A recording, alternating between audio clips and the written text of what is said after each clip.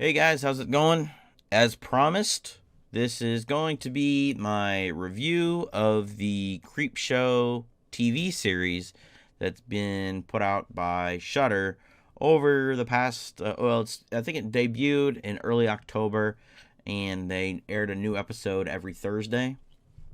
So I watched them as they came out, and this is one of the things that I watched during the 31 Days of Halloween that I didn't review during the 31 Days of Halloween. And I talked about it several times, and I'm finally getting around to doing it. So, what I'm going to do is I'm going to go through each episode, which contains two stories, and, just talk about each one. And then at the end, I'll kind of give my overall thoughts on the entire season. And so that'll be the format. So, the first episode contains two stories. The first of which is called Gray Matter, and this one stars Adrienne Barbeau and Tobin Bell. And basically the story is a kid heads into town, and he goes to the general store to buy his father beer, but he's too afraid to go home because he said something's wrong with his father. And so Tobin Bell plays kind of like a sheriff, I think. And so they say, hey, we're going to go check it out and see what's going on with your father. You stay here with Adrienne Barbeau. And so the kid starts telling Adrienne Barbeau the story about how his father became sick. And, and this is a very Lovecraftian episode. The end is a little bit out of something like, this may be spoiling a little bit, but Frank Darabont's The Mist. It's very similar in theme. This was this episode, because it was the first episode, was a little bit jarring. And that's because, right away I was seeing the acting, and I was like, this is a little bit strange. It just was really kind of stilted, I guess. It was really weird. But as the series progressed, I was like, okay, this is perfect. This is exactly what they're going for. They were going more for that pulpy feel, comic book feel, which you'll get throughout the entire series. And this is a little bit of overall feeling right now, but as I said, if you watch the first episode first, you'll notice it, and you'll be like, eh. But if you stick with it, you'll get with it. So the second part of episode 1 is called House of the Head. And this is a story about a little girl who has a really big dollhouse. And her dolls start kind of moving on their own, and the house is haunted, so and she's trying to help out the little dolls that are in the house, and they don't move, but when she looks away, they are in a different position. They might have a different expression on their face, things like that. And so she's kind of trying to help them figure out the haunting. So she'll go to a doll store and buy, like an officer or something like that to help them out. And that's really the whole episode. I mean, there's really not anything to that. I like this one a lot. There were some cool little homages to the original Creepshow. There's a trunk in it. If you've seen the original Creepshow, you know what I'm talking about. This was a cool one that had a lot of little touches that reminded me of the previous one. I think this is a lot of people's favorite episode. It's not my favorite episode, but I like that one quite a bit too. So episode 2 starts with Bad Wolf Down. You can kind of guess where this is going. There's a military troop that are going through Nazi lines, and they get kind of pushed back, and they have to take refuge in this prison. It's not really a prison as much as it's like a little jail, I guess I should say. There's only 2 jail cells in it. And when they get in there, they notice that there are just Nazi soldiers that are just torn to shreds. And they come to find out it's from a werewolf. And the Nazi, this one Nazi troop finds out they're in there. And the commander is Jeffrey Combs, I believe, who's amazing in pretty much everything he's in. And they're trying to get the troops out. And so that's kind of when the story comes to a head. This is one of my favorite episodes. It's got a bunch of other cool. This whole series is kind of filled with homages to different things, little nods to different other horror films and stuff. And this one's really cool because the werewolves are all from kind of different werewolf films. There's an American Werewolf in London werewolf. There's a werewolf that looks like from The Howling, and then there is one from The Wolfman, the original Wolfman with Lon Chaney. And I love werewolf movies. I kind of wish they would do more with werewolves. But yeah, this Bad Wolf Down is this episode as a whole is probably my favorite episode, because the second story in this episode is called The Finger, and this episode stands out from all the others because it's told in a different way than the other ones are, at least the most out of the other ones. It stars DJ Qualls, who you might recognize from, if you grew up around the same time I would, you'll recognize him right away. He was in, like, I think Road Trip, and there was a prison movie, The New Guy, that he was in that I remember. Anyway, he is kind of telling the story in first person to the camera, so that's kind of like the fourth wall being broken in this episode. And he is kind of down on his luck. He's always kind of going around collecting garbage, and he finds this really strange finger. It's like I don't even know how to describe it. It's not human, obviously, and it looks really weird. And he brings it home, and he puts it in his fridge, and it grows into this, like, monster that he has. And it likes him, and it begins kind of killing people for him, in a way. People who've crossed him, it'll take them out. And that's, without getting into super spoilers, that's where it goes. I like this one a lot. I think this one was directed by Greg Nicotero, who you would know from The Walking Dead. Special effects are really good. I mean, the special effects throughout this whole series are generally pretty good, and this one it definitely shows as well. So on to episode 3. The first story in this one is called All Hallows Eve, and this is a story about a couple kids who are trick-or-treating, and they're kind of causing trouble, and they're looking for someone, and I don't want to go any further into it. It's really hard to describe this episode without kind of letting any spoilers slip, but that's the basic premise. Like I said, it's got a decent twist in it. That's why I don't really want to go too much into spoilers in it. Yeah, I mean, there's not a whole lot to say about that episode without really spoiling it, so I won't really get into it. It's a good episode, though. And then the second story in that episode is The Man in the Suitcase, and this is my least favorite episode of all of them. Basically what happens is this kid gets, he comes off a plane, and he grabs his suitcase, and he goes home, and then there's a man in his suitcase somehow. He's, like, crammed in there. And so he is kind of trying to help the man get out of the suitcase, and when he goes to help him, he hurts him a little bit, and he spits out these gold coins. And he kind of reveals to him that whenever he gets hurt, he spits out these gold coins.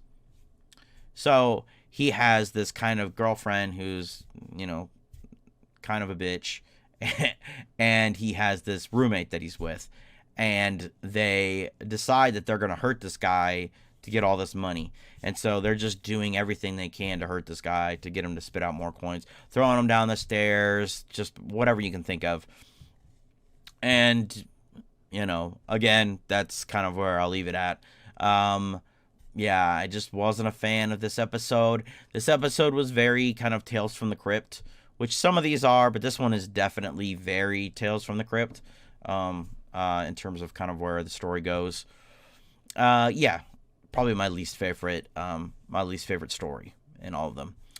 So episode 4 starts out with The Companion, which is a kind of scarecrow story.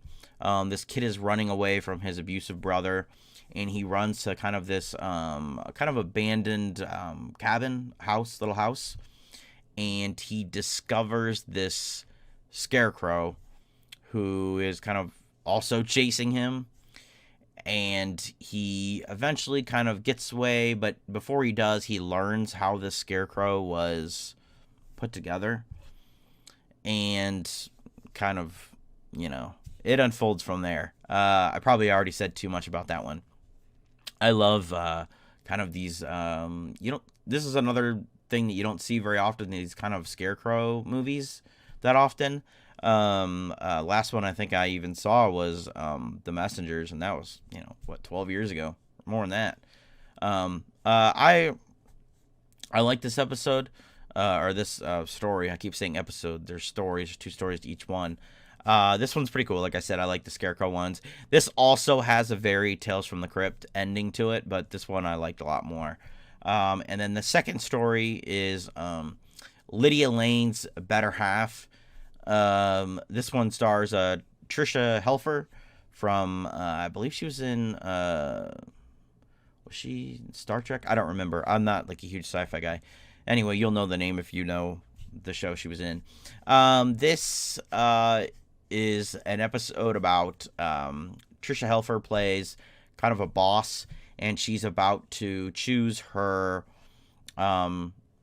second in command, I think, or somebody who's going to head up another line for her. And it's between this guy and then this woman, and she chooses the guy. And then the guy's celebrating, and he leaves, and it's just Tricia Helfer and the woman who didn't win. And then it's revealed that the woman is actually her girlfriend, and she starts getting really belligerent and, I guess deservedly so. And she's like, oh, you're all about women, but you choose this man. And she just starts going off and everything else. And she is kind of revealing that she was only really with Tricia Helfer to get this spot. It's not really explicitly said, but I kind of got that vibe. And then she falls and dies. She kind of hits her head on this award that Tricia Helfer had won. And so Tricia Helfer has to kind of get the body out without people discovering it because she's worried it will ruin her career. And, it unfolds from there. She's in a big high rise and she has to get the body down from her office on like the top floor all the way out of the building without being noticed. Yeah, this is probably my second least favorite episode. It's just, I don't know. I keep saying this, but this is another one that has a Tales from the Crypt feel to it. I guess I should stop saying that because there are quite a few of these episodes that have that kind of feel to it. And yeah, I don't know what it was about this episode. It just wasn't one of my favorites. Like I said, my second least favorite probably. I didn't like it as least as I did The Man in the Suitcase. So there's that. And then episode 5 starts with Night of the Paw. And this is just basically the monkey's paw story. They put their own little spin on it. If you don't know what the monkey's paw is, this man has a paw that grants him 3 wishes, I think. And every time he makes a wish or you make a wish on the paw, it closes a finger. And you kind of get a twisted version of what your wish is. Like, I guess the original story is somebody wished for their loved one to come back from the dead. And they literally come back from the dead as a zombie. So there is that in this episode too. It's Bruce Davison plays the main character, and this is a serviceable one. This isn't, it's in the middle. It's not bad. It's not, it's not really great, but this is in the middle. And then the second story in episode 5 is called Times is Tough in Muskie Holler. This was another one that I didn't really like. Probably my third least favorite. This one has David Arquette in it. And I think it's just because it's such a straightforward episode. There's no real twist to it or anything. I think they mean for there to be a twist in it, but it's so brutally obvious that there's no twist. I'll go ahead and tell you if you don't want to hear the twist, mute me or whatever.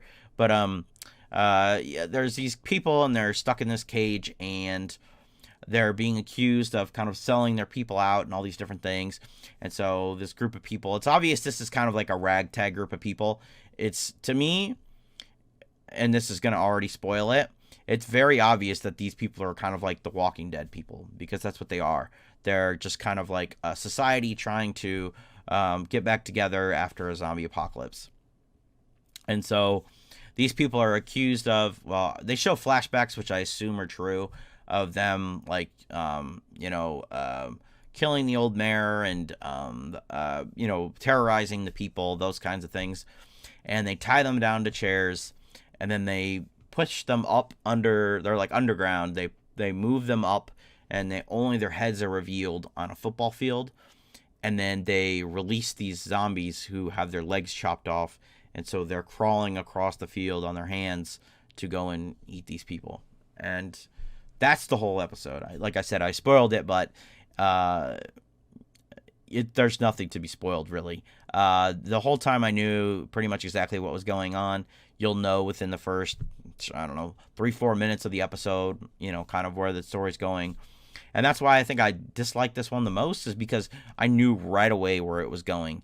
And I think it might be the shortest one, too. But yeah, that was the Times is Tough and Muskie Holler. Episode 5 is probably the most meh, I guess I would say, because Night of the Paw is a story that you've heard a million times, and Times is Tough and Muskie Holler just is so obvious that, it's not really worth watching. And then episode 6 starts with an episode called Skin Crawlers, and this one stars Dana Gould, and he plays kind of an overweight character who's been trying to diet for such a long time, and he goes to this clinic where there is this new method that they found, and they reveal that this new thing that they found is this kind of parasite that will suck the fat out of your body. And at first he turns it down, but he's in there with a big group of people. So he turns it down and he leaves, and later you see him at a taco truck eating tacos. And then one of the people that comes up to him is, he doesn't recognize them at first, but it was one of the people that was in the group that he left. And she's really skinny. So he's like, okay. And she offers to give him the procedure for free because they're going to go on television and they want to demonstrate it. And I'll leave it at that. There's some twists and turns, and yeah, this is a really good episode because Dana Gould is so good in this role. He's so funny in kind of a nonchalant way without being overtly funny. This is one of my favorite episodes for sure. One of my favorite stories for sure. And then the second story is called By the Silver Water of Lake Champlain. And this one was directed by Tom Savini. And the story is about a little girl who is living in kind of a dysfunctional family. Her stepdad is abusive and he's a drunk. And whenever I see these stories, I always wonder why someone would be with someone like this. Because, I don't know. I guess I've never been in an abusive relationship, so I can't really go that far. But, maybe I would shake my head at somebody who in real life who would stay with someone like this. But he's this is over the top, obnoxious, just, I'm speechless by how baffled I am by this. But anyway, her father died trying to really prove that there was a sea creature, basically like a Nessie, in Lake Champlain. I think they call him Champ. And he kind of, I think he falls over in the lake and they never find him, something like that. And so, the father's being, abusive and stuff. And so the little girl runs out with her brother and they find Champ washed up by Lake Champlain. And she's out there with this guy that she likes. And they start taking pictures of him and everything else. And oh. And she tells her brother to go get their mother to prove that, her father was right all along. And the stepfather, picks up on it. And he goes out there and, things go sideways. Other than, like I said, the way it's kind of over the top and the way the characters are a little bit, this is a pretty cool episode. I've always been a kind of a fan of cryptozoology, and this is a pretty good episode. Special effects, for having been directed by Tom Savini, I felt like this was a little bit weak. The the creature looks like a prop. It's a good prop, but it doesn't look very lifelike to me. And like I said, it's weird because Tom Savini, like his other directorial effort, the Night of the Living Dead remake was amazing. The 1990 Night of the Living Dead, and for him to shoot this one so strange was weird to me, because usually when like with Greg Nicotero's episode, usually special effects guys do a very good job of shooting the effect to make it look as real as possible. And for some reason in this episode, I don't know, Tom Savini decided to phone this one in. I don't know. But, I mean, overall, I like the episode. Just because of the emotional impact, I guess, of everything that happens in it. I like this one a lot. So, that's all 6 episodes, all 12 stories. My overall feelings on Creepshow is I really like the series.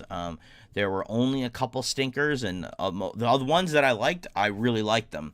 So, I mean, if you can get like a 30-day trial on Shudder, which is pretty easily available, and I think when you first sign up, you can get 7 days anyway. This is definitely one of the first things you should watch. I had low expectations, really low expectations, because I saw the trailer and I thought, like, I just thought it looked cheap. And I will say that the Creepshow, the Crypt Keeper, looks not very good. I don't like the way he looks. I don't know what it is. I think, again, he looks like a prop, so it kind of takes away the feeling. Like, if you've seen the Crypt Keeper from Tales from the Crypt, he looks awesome. He looks decrepit. He looks like real almost. And this one, the Crypt Keeper doesn't really talk. I think he just kind of laughs. And it's told in the Creepshow style. And what I mean by that is they have kind of the comic book open up, and they're like they're not really drawn, but they're like kind of outlines of the actual frames. But, and there's some dialogue actually in there that if you read, that it's not actually said in the episode. So if you see something on there, kind of read it. It'll give you a little bit more insight into the episode. But, and then there are also some cool lighting tricks that they do. Like, if you've seen the original Creepshow, you'll know, like, the bright red lights or that they kind of shine, and they usually do it at the end of one of the little stories in the Creepshow movie. They do that here, too, and I really like that effect. I really like the homages that they give to other horror films and to Creepshow. They do it a lot throughout. A lot of the direction's good. A lot of the acting is serviceable. Pretty good. I'm not gonna lie. And the special effects are really good for the most part. There's only a couple things that I would really nitpick about the special effects. They've already announced season 2. I'm excited for it. The only downside to this is they only release 1 episode every week. I understand why they did it. It was October. They kind of wanted to build the anticipation. I'm assuming that season 2 won't be out until next October, but I'm excited for it. This is a good series. I highly recommend it. If you get the Shudder free trial, check it out. This would probably be overall, I'd say 4 out of 5 for the whole show, the whole series. I highly recommend it. So, that was the Creepshow TV show. If you haven't seen the Creepshow movies, I'd recommend seeing those too, especially because it will inform you about the Creepshow TV show. So I got a couple other videos in the works. I think I got an album review coming up probably in the next couple days, maybe tomorrow. I got the tour video I'm going to do, and then I got something extra special at the end of the month, and I'm still working on the retrospective, so I got a lot coming out. So thank you guys for watching. Like, comment, subscribe if you haven't already, and I will see you guys soon.